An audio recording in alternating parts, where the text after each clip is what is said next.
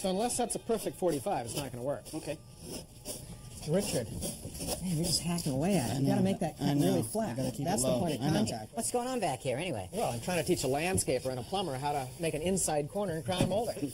Well, maybe I can help. Maybe you can. Let's take a look at this. Welcome back to the Loft here at Ask This Old House, where we take on all your questions about taking care of your old house, whether it's 2 weeks old or 200 years old.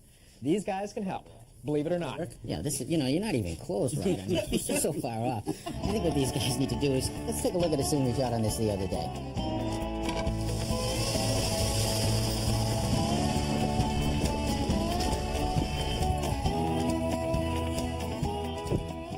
Well, they said a house on the hill with green shutters.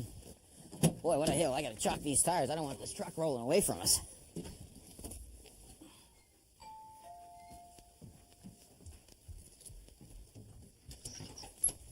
Good morning. How are you today? Good. Good morning. Tom Silva, Ask This Old House. Hi, I'm Sheila. Hi, Sheila. Nice to meet you. It's nice to meet you. This is my sister Karen. Hi, Karen. Hi, Tom. How nice are you? to meet you. Good.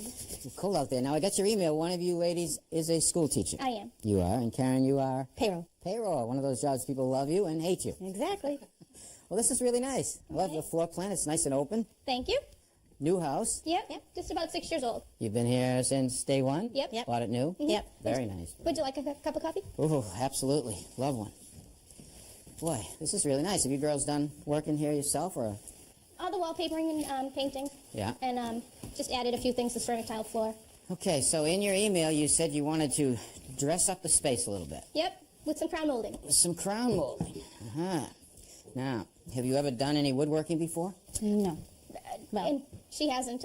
I did in elementary school, 7th and 8th grade. Had a great woodworking teacher who showed us a lot of different things, but only had about 6 fingers between 2 hands, so I was a little intimidated. He was a great woodworking teacher with 6 fingers? Yeah, well, I don't know about that, but I've got all mine, so we're all set. That's a good sign. Okay, so where did you buy? Well, you went to the home center, is that what you did? Yes. You bought some crown molding. Mm-hmm. So you bought a little miter box. Mm-hmm. We looked at the different kinds, and we thought we liked that one. I see that this is marked top. That's actually upside down. Who marked that? Yeah, well, I don't know. It could have been me, could have been them. Well, it's okay, so where do you think you want to put it? Over here. We have some we can show you. Okay, great. Let's look. Boy, this is, I see it, yeah, that's a 2.5-inch crown. Mm-hmm. Yeah, I can hold that right up. That's the profile. That's very nice, very nice.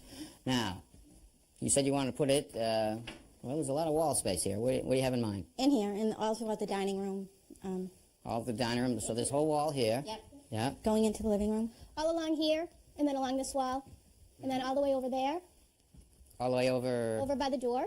Yeah, yeah. And we're not sure about in here, but About this room, this part of the area. Does this get crown molding also? And if it Well, does, yeah, absolutely. I mean, you're going to return it right around, and you got to basically dead end it right there, or return it on itself. Okay. So that's a must. I mean, you want to treat the space so all the walls that face this room, all of this here. Okay. Well, this is great. This is great. This is a nice open floor plan. We'll get going on this. If you're ready to start, you want to get ready? Yep. Yeah. All right. Why don't you make some space? I'll go to the truck and get some tools. We'll get this all covered up. Get cutting. Okay. sounds good. All right. Sounds like a plan. Thanks. Great job. Okay, we've got the miter box all set up. Now this is an electric miter box. We'll do the same thing your miter box will do, only do it faster and more efficiently. Now we have to think about how we're going to hold the crown molding. Let's take a framing square to show you the wall and the ceiling. We position the crown molding against the wall and the ceiling so that it sits flat against the ceiling and flat against the wall. You think of the saw in the same way, except in reverse. This is the wall, and this is the ceiling. We simply hold the crown molding upside down, hold it tight against the wall, and we're ready to cut. The only other thing I've done here is I've added a piece of wood to stop the molding from twisting. Now we're ready to cut. Okay, the first thing I'm going to do is I'm going to set up for a return. I'm going to, how do you like my laser, by the way? See that laser light right there? It puts me right on my cut. Right in between the lasers is where I want to cut. I'm going to make this cut. That's one side. Now I have to hold it molding in the same. I'm going to turn it.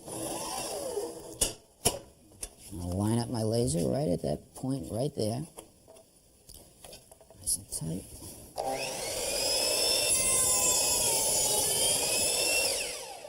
And there is our return. All right, Sheila, there's some glue on the floor there. Could you pass that to me, please? Sure. Okay, let me put a little bit on here.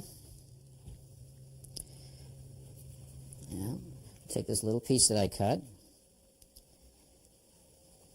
Yeah, all I'm going to do is, I'd like to put a nail in it, but it's so small I know it'll split. Should I hold it? If you want to hold it nice and carefully for a second, I'm going to go get the ladder and the gun. We'll set this up. Okay. This couldn't be any easier. I got studs right where they should be. Now pass me that molding. Now I'm going to just roll it right into position. Oh, that looks nice. Yep. Looks easy. Yeah. Looks easy, doesn't it? Maybe you ought to get one of those, huh, Dylan? Sure. Santa's coming. Okay, I'm not going to get that any closer because of the way the plaster is there. So we'll have to put some caulking in there before you paint it. Okay. Now I want to measure a piece to go between these two walls and also up against the crown that we just put up. This is 91.5. This inside corner is a cope joint, and I'll explain that in a minute. But we begin with a 45. In order for this miter to fit, I have to remove the material in the back, so it's called making a cope cut with a coping saw. You have to use one of those saws? Yep, this is hand powered. They don't have an electric one? No, they don't have one electric yet. So you get as close as you can? Close as I can, then I'll fine tune it. How do you fine tune it? You're going to see I'm going to use a piece of sandpaper, a file, whatever it takes. Oh, okay. And that's only used on the inside corners? Only on the inside, Karen. You got it right. That's pretty good. That might just fit. Pretty good. Oh, that's wonderful. That looks great. Perfect cut. Lucky every now and then. All we have to do is nail this one up, same as before. All right, Sheila, hold that piece aside for a second. I want to put this one up first that goes into the corner. Karen, you want to pass me that? Yep. And while I'm tacking this up, why don't you give Sheila the glue and put a little glue on each end of that miter, all right? Not too much? Not too much. Just enough.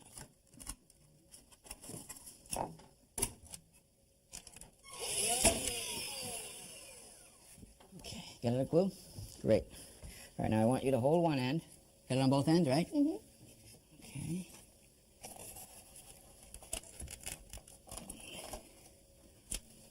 Ooh, this looks good. Does it look good? I think so. Let me tack your end down there first.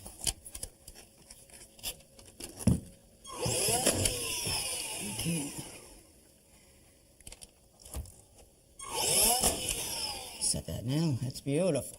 So that's how you do an outside corner. All right, so you're all set. You can do this on your own now? Sure. So you just fill those holes later? That's right. A little putty on. All right, Sheila. That's right. You see that line? Try to stay as close to that line as you can, keeping the saw level this way and tipping it back ever so slightly that way. That way, okay. Pull it. It cuts on the pull. That's right. That's right. Work it right around as you come. Always let the saw do the work. That's right. You're doing a good job. Now you slowly bring this up as you follow the curve. Keep going. Nice, nice. You're good. Yeah. You're doing a good job. That's right. Now go all the way to that point. Keep the saw angled back because you want to cut the back. Like that. There you go. Get right up to the line. Now get right on that line and cut it right off. Okay. Now what I'm going to do is slide the molding down because I want to make a miter on the opposite end so that when the pieces go together, you'll have a scarfed joint.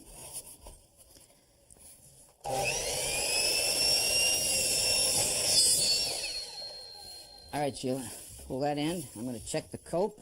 We'll pass it up. And if it fits, Karen, you can pass me that gun. Okay. I want you to push it hard to me. Nice job. Looks pretty good for down there, Karen. How's it look? Looks good. So you might be looking for work in the summer, huh? I get the summers off. Put a little glue on this. Now I get this up, I'll need you to pass me the gun. Karen, you got your end now. I'm going to ask you to work it to me a little bit because I can't grab it. When I need it, you slide it to me. Okay. Nice and easy. Slide it to me right. Oop. Take it back to you just a hair. Right there. What a fit. How's it looking? Looks great. Wonderful. Think it's worth it? Absolutely. Definitely. Yeah, I think it is too. It's going to be great. All right, I think you have it down pat. You've learned well. You got very little left to do. I'm late for my next job, so if you don't mind, you can finish this up yourself. Okay. I think we can do I it. got to take my tools. We'll give you a hand. We'll help Thanks. Appreciate it. Thank you. Thank you. This is wonderful. And now, it's time for What Is It? Gentlemen, you will never guess what this is. Richard. Sure, I will. I mean, I've had these before. You've had one of everything before, Right. Richard. This is the toolbox. You want to draw a circle. You go like this here, Yeah. and you can go like this, and you can make it any size. You know what I mean?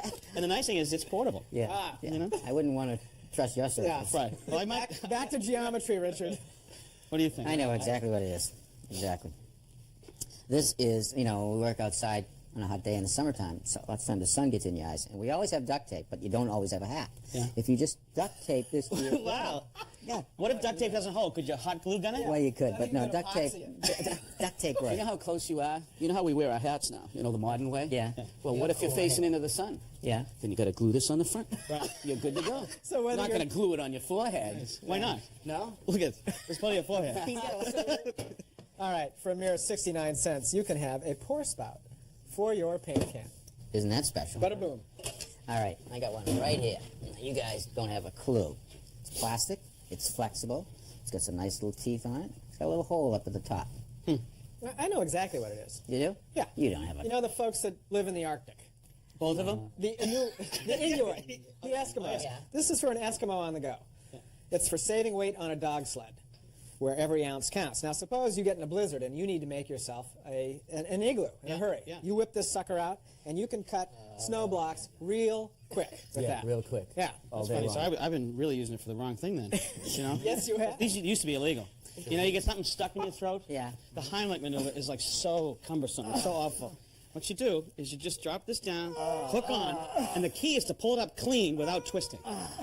You know, Thank you, Richard. I appreciate that. Unbelievable. Bad. I don't use it that much, but it's good to I have. understand. In the wintertime, I plow snow for a living, so I have to get an accurate reading of how much we've plowed so I can charge them. We charge by the the inch. tape measure? Won't go down through the snow. It gets stuck all the time, and I might lose some money. So I take and stick this in. Every half-inch registers. I know exactly how much to charge them.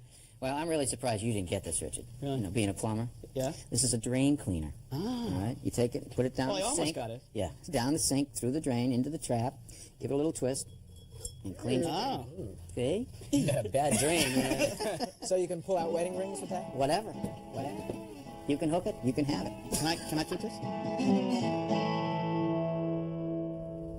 Okay, 409, 413, 413.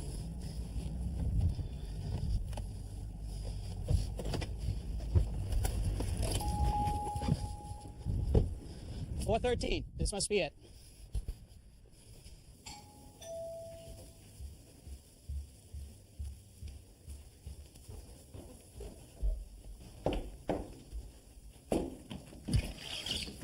Hello. Hi there. 223 Astor House. I'm Jennifer. Nice to meet you. Nice to meet you too. pleasure. Come on in. I found my way out here. Yeah, we're kind of out here. Great.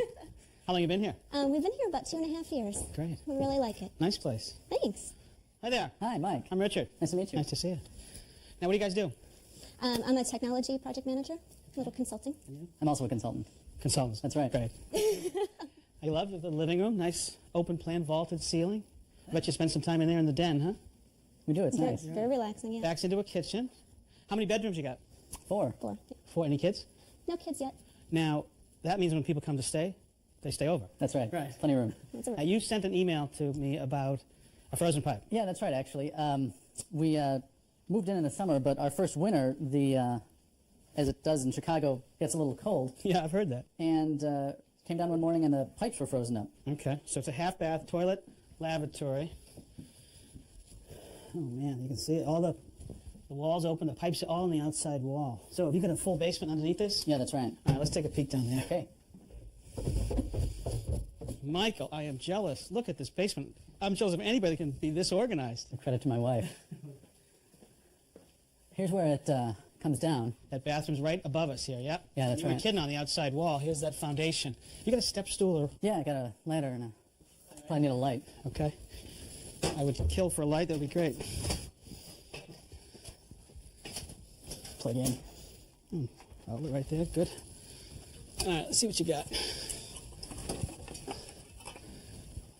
All right, so here's our hot and cold pipe right here. Hot and cold. Yeah. Look, this is the outside wall. There's not any insulation out there.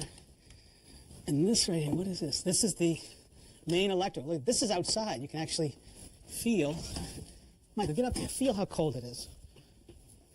That big pipe is the electrical. Feel it? Oh, a good breeze coming through there. It's a 45-degree day outside today. Feel the air? Pretty good breeze in there. Right. Imagine a 20-degree day.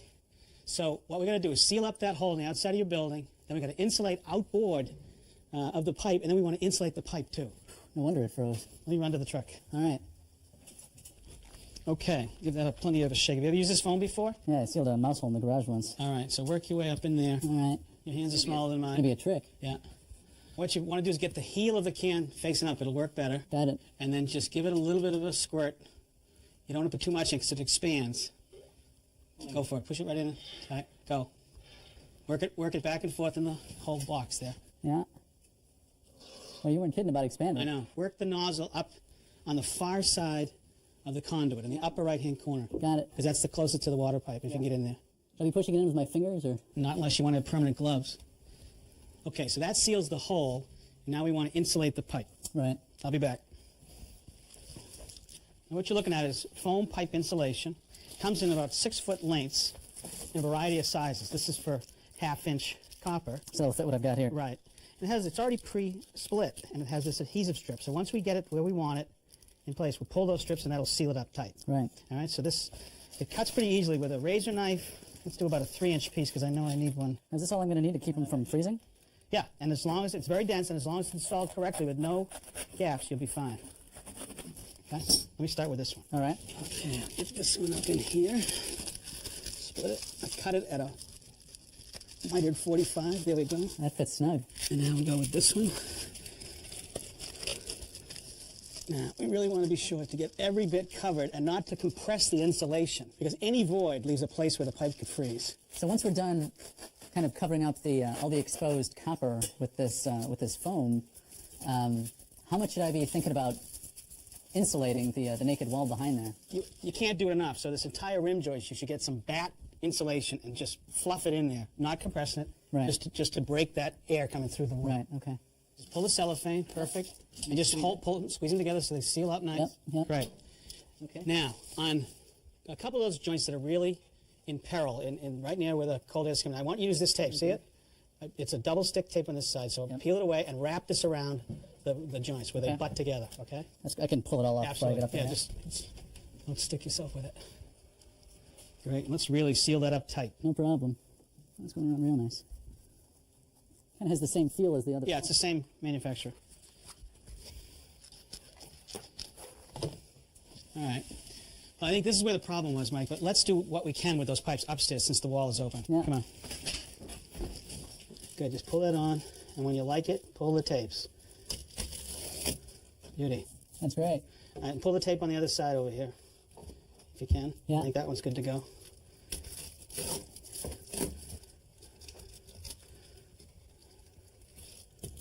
It's definitely snug in there. Okay, just pull it tight. Make sure it seals up.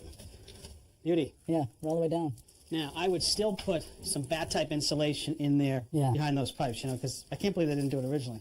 But I think we solved it. I feel better, thanks. You might sleep better at night, huh? I can really feel the warmth. Amazing, Richard. That little hole where the electric pipe went through the outside wall froze those pipes? Yeah, but that wasn't that small of a hole. I mean, I've seen cases where a hole the size of a pencil was enough to freeze a copper water pipe. Wow. And this is what you meant by cutting the insulation on a 45 so you could cover that 90-degree angle. Nice tight butt joint, and then tape that up. It'll never freeze. Nice seal. Yeah. 3-step solution On in this one, case. Foam the penetration through the outside wall. Yeah. Insulate the pipe itself. And then add some fiberglass bat insulation along the rim joist. Seems like belts, suspenders, and buttons. I mean, you could look at it that way. We could probably have gotten away with 2 out of 3, but it made more sense to do all 3 while we were there. Sure, I agree. And I bet you sleep at night, right? Absolutely. But Richard, this is what I have at my house. Electric tape on my water pipe, and I simply plug it Very in. common. Yeah, but what do you do if the electricity goes out? The heat tape is... That's one issue. If somebody unplugs it inadvertently. The other thing, there's a cost to this. This is like running an 80-watt light bulb, so you're going to pay for it ongoing through the winter. It doesn't. You pay one time for the insulation. So remember, folks, this show thrives on your questions. Send them in. We'll do our best to get to them. Until next time, I'm Steve Thomas. I'm Roger Cook. I'm Rich Thrui. I'm Tom Silva. For Ask This Old House. So what do I get? You don't get anything. These are going to Roger's house to get rid of that heat tape. Right there. Go. Email your questions to our online address, asktoh@pbs.org, or write to us, care of This Old House magazine, 1185 Avenue of the Americas, New York, New York, 10036. And thanks.